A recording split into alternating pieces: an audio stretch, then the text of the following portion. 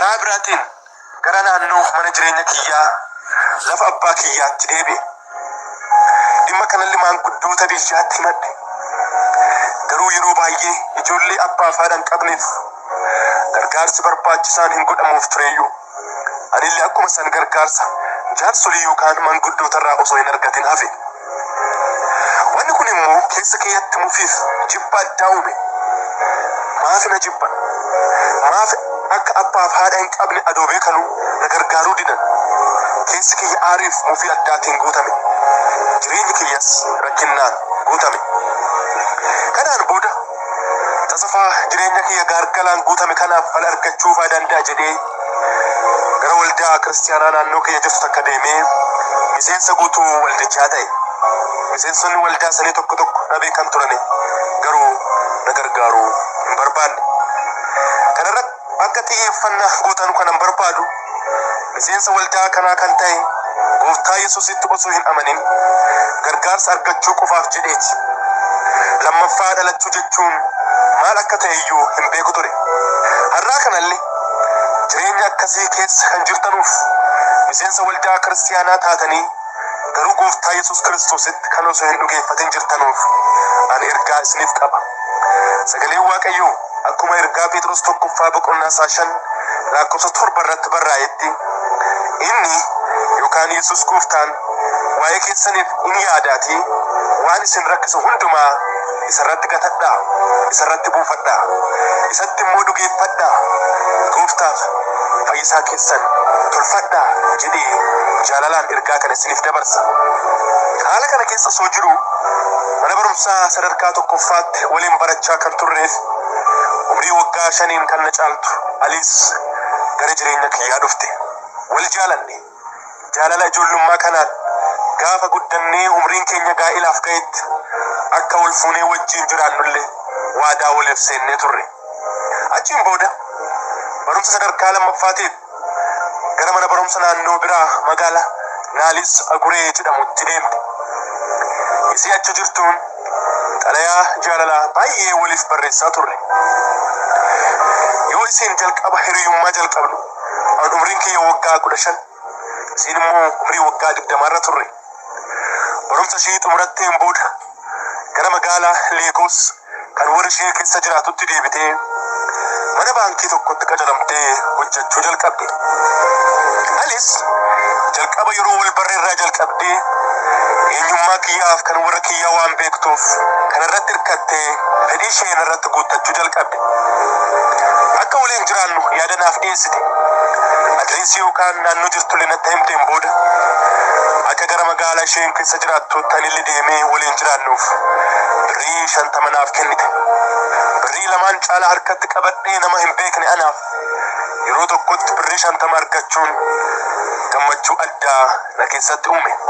Sanirratti immoo gara magaalaa Leegos deemuuf carraa argachuun kiyya gammachuu kiyya kan addaa naaf godhe. Ani keessa kiyyatti magaalaa Leegos magaalaa addaa kan waan barbaadan hundaa itti salphumaan argatan tolchee sammuu kiyyatti yaade. Kanaafuu gara magaalaa Leegos deemee hojii dhuunfaa kiyya hojjedhee qabeenya dhuunfaa kiyya kuufachuu qaba jedhee murteeffadhe. Rakkina jalaa, beela jalaa, diinottaan kiyyaaf kan abbaa kiyyaa jalaa bahuuf karaan jiru tokko gara magaalaa Leegos deemuu akka ta'e keessi kiyya amane. Dhiyeessuu jalqabe. Dhiyeessuu. Jalqabbii haaraa. Kitaaba fakkeenyaa boqonnaa 14:12 irratti sagaleen Waaqaa akkas jedhutu jira. Karaan namaaf gaarii fakkaatu tokko jira, dhumni isaa garuu karaa badiiti yookaan kan nama balleessu. Akkasumas Isaayyaas boqonnaa 57:20-21 irratti warri jalloonni yookaan warri hammeenya hojjetan akka galaana sosocho'uu boqonnaa yookaan foora dhabu akka isa dha'aan isa dhoqqee jalaa kaasee bishaan booressuuti jedha.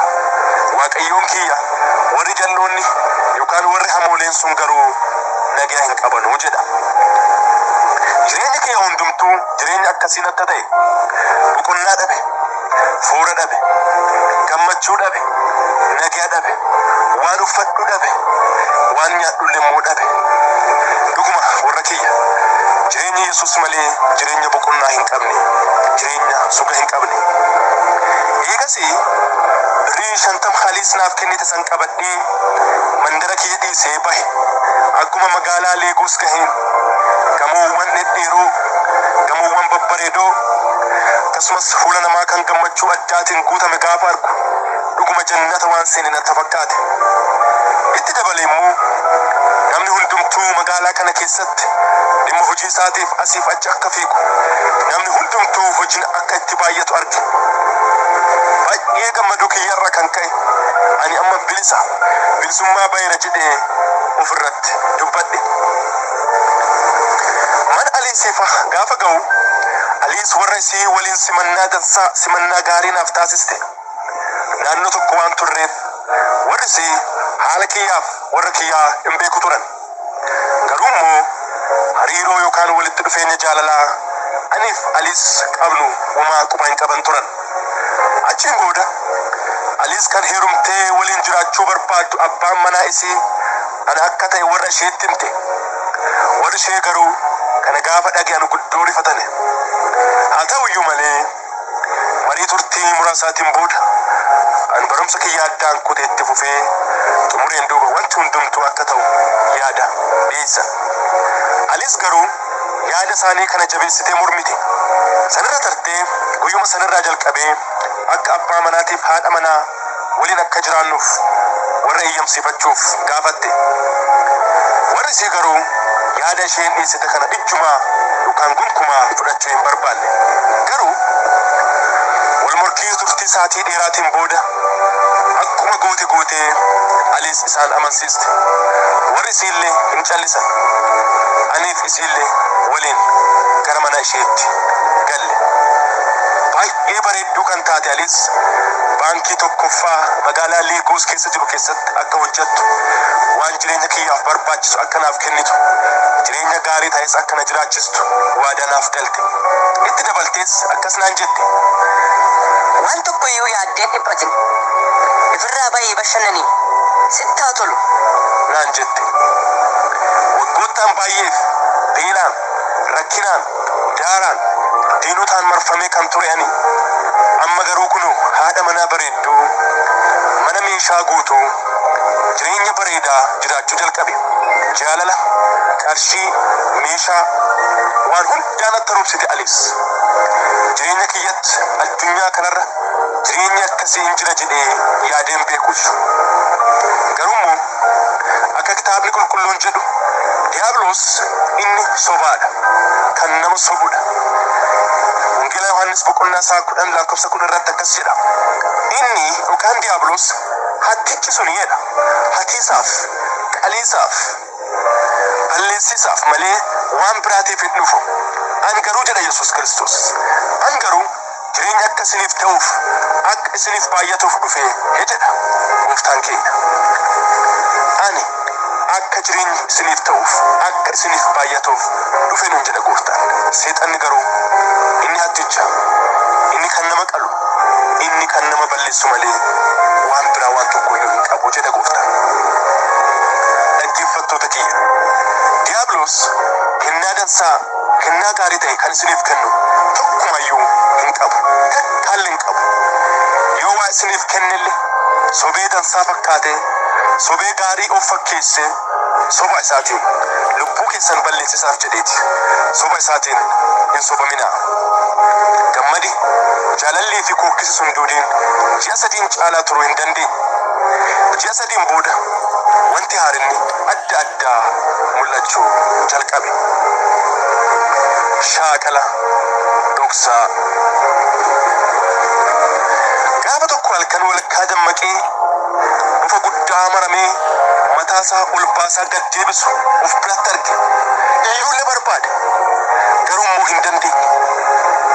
Halkan gaafa biraa immoo akkas gaafa dammaqu qaamni yookaan foon Aliis kun akka shaanxaa yookaan boorsaa meeshaa itti qabatan ta'eeruun arge. Gaafa tokko asumatti mul'atti, asumatti immoo batti. Guyyaa tokko immoo halkan walakkaa sirba addaa tokko mana keessatti dhaga'a. Haala sodaachisaa kana hundumaa obsachuu waan dadhabeef ishee dubbisuuf murteeffadhe. Gaafa haala kana hundumaa gaafadhu mufiif dheekkamsa cimaan akkas naan jette. Gaaffii akkasii kana deebitee lammaffaa nan gaafate. Sana ta'uu baannaan walitti dhufeenya kiyyaaf keeti kanarraa kan addaa ta'a naan jette. Anillee yaada kiyyaan jireenya sodaachisaa gaaffiin guutame kanarraa jireenyuma hiyyummaa mandara naannoo baadiyyaa jiraadhu sana naaf wayya tureeyyuu jechuu jalqabe. Achiin booda baay'ee si sodaachuu jalqabe. Guyyaa lamaan duuba fuula dansaa natti agarsiisuu jalqabde. Nattas kokkolfuu